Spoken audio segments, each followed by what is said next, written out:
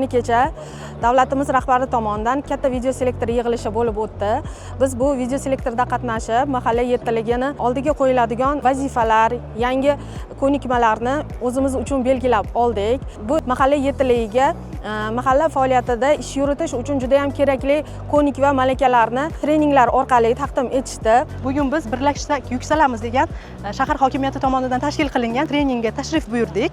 Bu treningda yurtboshimiz yaqinda bo'lib o'tgan selektorda aytib o'tgan barcha vazifalar mahalla yertaligiga tubdan takomillashtirilib, tushuntirib o'tildi.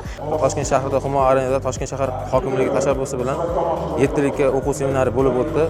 Bunda ham o'zimizga kerakli xulosalarni olib, kelgusida o'sha mahallamizdagi fuqarolarga yana ham bundan ham ko'proq xizmat qilish bo'yicha biz o'zimizga vazifalarni belgilab oldik. Hozirgi kunda banklar miqyosida mahallada kambag'allikni qisqartirish va bandlikni oshirish maqsadida fabrikalar loyihasi joriy etildi. Fabrikalar loyihasining asosiy vazifasi g'oyalarni loyihalarga, loyihalarni biznesga, biznesni esa doimiy daromadga va ishchi o'rinlarga yaratishdan iborat. Prezidentimiz aytayaptilarki, biz agar bugun birlashmasak, kecha o'tdi deyaptilar, ertaga kech bo'ladi.